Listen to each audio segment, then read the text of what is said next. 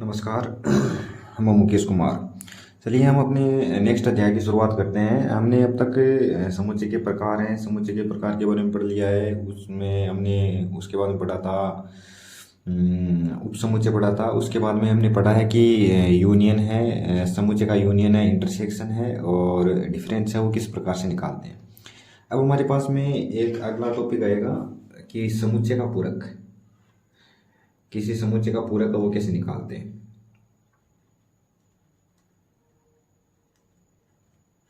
समुच्चय का पूरक, complementary of a set, complement of a set.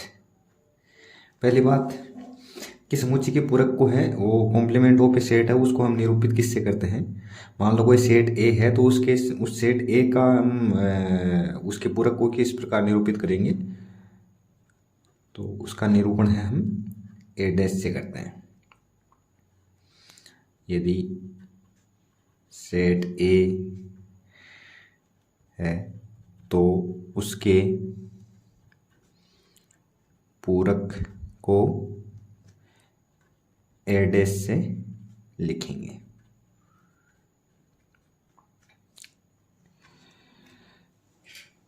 निरूपण हम ए डैश से करेंगे और इसके अलावा समुच्चय का समुच्चय की पूरक की है वो कॉम्प्लीमेंट की है, हम परिभाषा किस प्रकार से देंगे।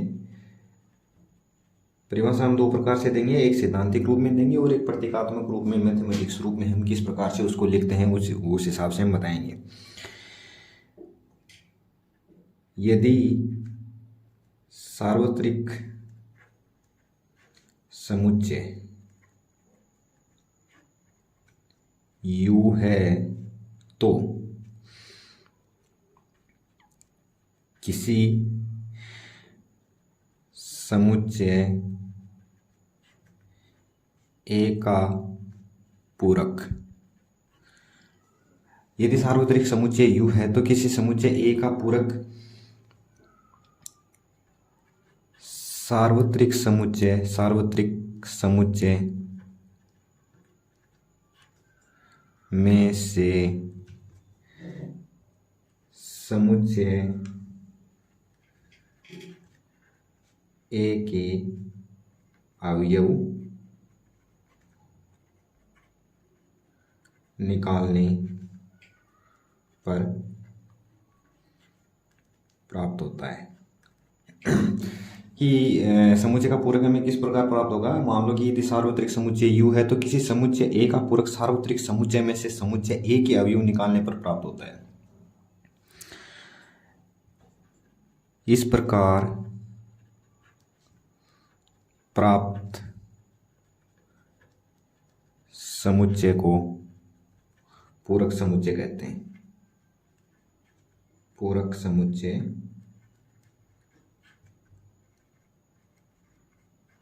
कहते हैं।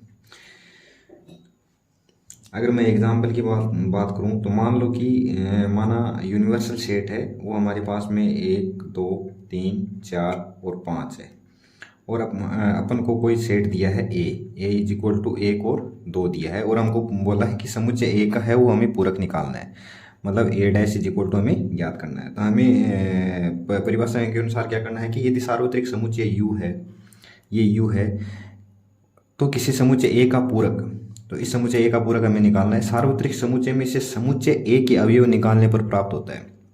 तो हमें अगर ए का पूरक प्राप्त करना है तो इस सार्वत्रिक समुच्चय में से ए के जो भी एलिमेंट हैं वो हम माइनस कर देंगे। तो अगर मैं सीधी सी बात लिखूं A dash is equal to U minus A, यानी यू में से ए के सारे अवयव हैं वो निकाल दो, तो अपने पास में क्या बचेगा, ए डैश बच जाएगा, यानी ए का पूरक समुच्चय बच जाएगा। तो अपने पास में क्या बचेगा, ए के दोनों एलिमेंट निकाल दो, 1 में निकाल दो, 2 में निकाल दो, अपने पास में ए डैश क्या बचेगा, 3 4 और 5। इससे संबंधित हम क्वेश्चन हैं वो आगे भी करेंगे। अगर हम इसको प्रतीकात्मक रूप में लिखें, किसी समुच्चय के पूरक को प्रतीकात्मक रूप में लिखें तो किस प्रकार लिखेंगे, A dash is equal to x is element of U such that x is not element of A। x is not element of A. या आप इस प्रकार से लिख सकते हो is equal to x such that x is element of u but x is not element of A. यानी वो u का एलिमेंट तो हो लेकिन वो a का एलिमेंट है वो नहीं होना चाहिए। तो इस प्रकार से हमने समुच्चय के पूरक को परिभाषित किया है। अब हम समुच्चय के पूरक के कुछ गुणधर्म हैं वो देखेंगे। Some properties of complement. किसी समुच्चय के पूरक के कुछ गुणधर्म हैं वो हम देखेंगे। इसमें नंबर 1 हम देखेंगे, अगर कोई समुच्चय का पूरक a डैश है, अगर समुच्चय के पूरक का पूरक हम कर दें तो अपने पास में क्या मिलेगा, वो समुच्चय वापस मिल जाएगा।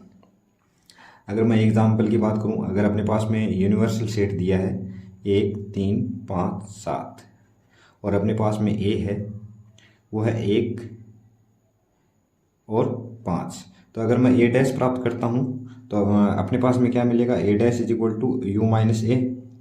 तो u माइनस ए को u माइनस ए करेंगे तो अपने को क्या मिलेगा, एक नहीं मिलेगा, 3 और 7 बचेगा। अगर मैं इस a डैश का फिर से a डैश करता हूं तो हमें यूनिवर्सल सेट में से क्या घटाना है, ये a डैश घटाना है। तो a डैश का dash is equal to u minus A dash is equal to, अब u माइनस ए डैश करूँगा तो मेरे पास क्या बचेगा, 1 और 5 बचेगा, जो कि किसके बराबर है, a के बराबर है। तो पहला रूल आपको ध्यान में रखना है, अगर किसी समुच्चय की पूरक का वापस पूरक कर देते हैं तो अपने पास में वो ही समुच्चय प्राप्त हो जाता है। ठीक है। नंबर 2 पे अपने पास में आता है कि डी मॉर्गन रूल आता है।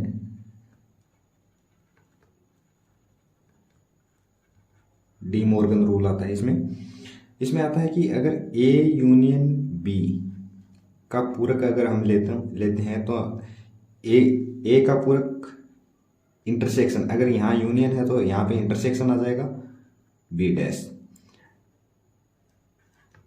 और अगर यहाँ पे A इंटरसेक्शन B का पूरक अगर हमें प्राप्त करना हो तो अपने पास में आ जाएगा A का पूरक यूनियन B का पूरक। ध्यान में क्या रखना है, अगर A यूनियन B का पूरे का पूरक लेना है तो बीच में दोनों का अलग अलग पूरक ले लेंगे और बीच में क्या लगा देंगे, इंटरसेक्शन।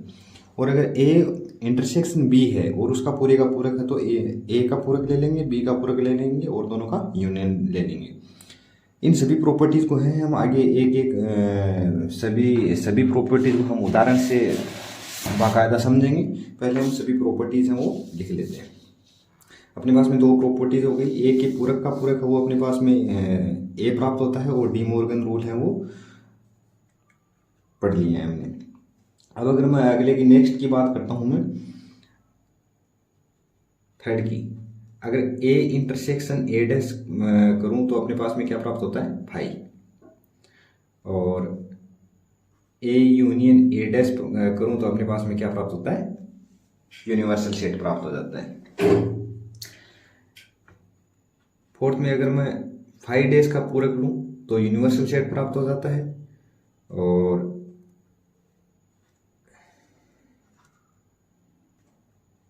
ए बी, और अगर मैं यूनिवर्सल सेट का पूरक लूं तो अपने पास में क्या प्राप्त हो जाता है, 5 प्राप्त हो जाता है। ये आपको कुछ गुणधर्म है वो याद रखने हैं। इस आधार